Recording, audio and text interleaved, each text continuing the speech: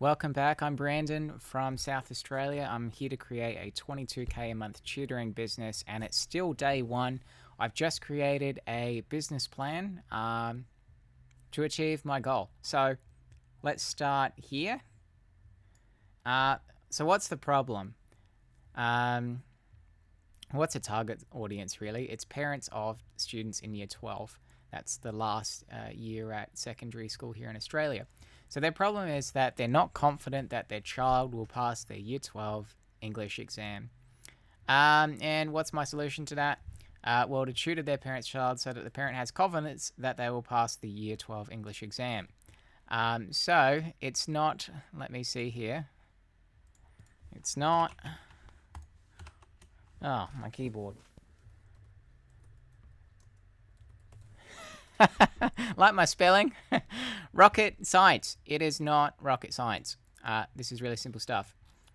So next, we've established a target audience. So I'm looking at particularly wealthy parents, people who have a child at a prestigious school, because my thought process is that they've got money and they're willing to invest it in their child, and they want their child to be a high achiever and get really good grades. So I feel like they're the most likely audience, but that could change as I take on more students and do my market research. And then also the students themselves. I feel like there might be some 18-year-old students out there who are, they're in year 12 and they're glued to their phones, right? They're always on YouTube and social media, and maybe they're specifically seeking out, just like a uni student would. Maybe they're seeking out, exam prep for year 12. So in which case, that comes to this next step here, or really the first step, is to get my first student.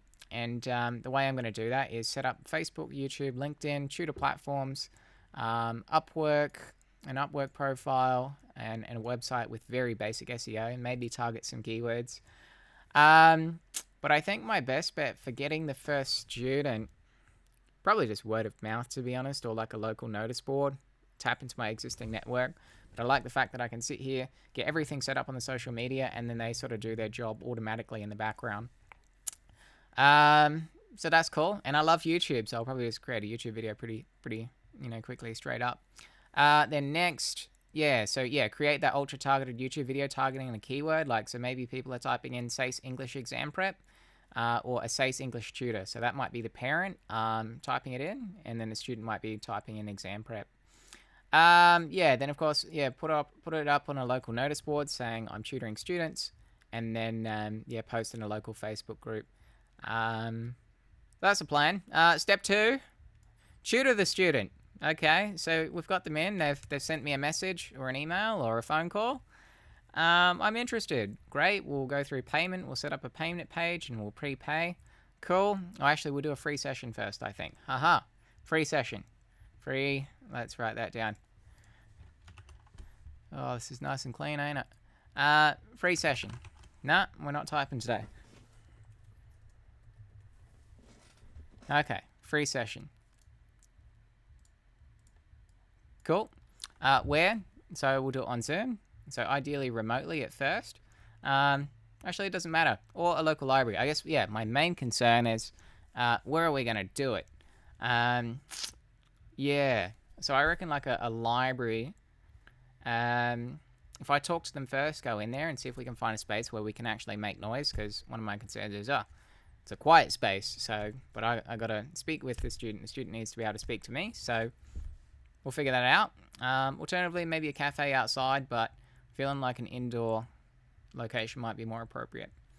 So how are we going to teach them?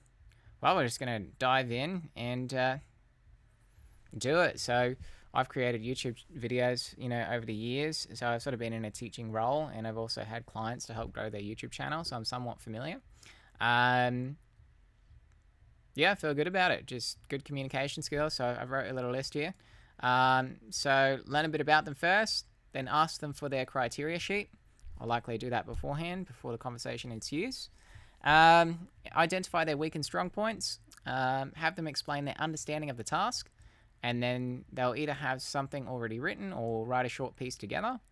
Ideally, there's something they've already written that they need help with. I might make that clear on a call or in my marketing material. That way we can just get straight to the mustard. point out the improvements that they can make and what they've done well, encourage them, make sure they understand, and then when the lesson ends, after that hour or 90 minutes, whatever we do, leave them on a good note with a call to action for the next lesson. And boom, we've made our first $70. So sweet, now it's just executing that. And then I actually remembered, step 8, from Alex Hermosi's video here. Here he is. He said, ask the student for feedback. Sorry, by the way, yeah, so this is messy, as I told you, but we're not going to make $70 just yet. We will be patient, and we'll give them a free lesson first, of course. So it's free. It's free. Not making money yet, but that's okay. And then step 8, ask them for feedback so I can improve. A testimonial. So that brings up the, what's the word? Value of my offering. So when people come across my profile page or whatever it is, people recommend it. That's a good thing to show. And then get a referral. And I think that's really where I'm going to start building my customer base. So Larry comes in, he goes, wow, Brandon really helped me. He's got some friends who are also in the same class, and they go, yeah, get some lessons with Brandon. So that's it. We'll create a form or a type form for that. So that's our first student. And then we get, referrals. Awesome. So now we got 3.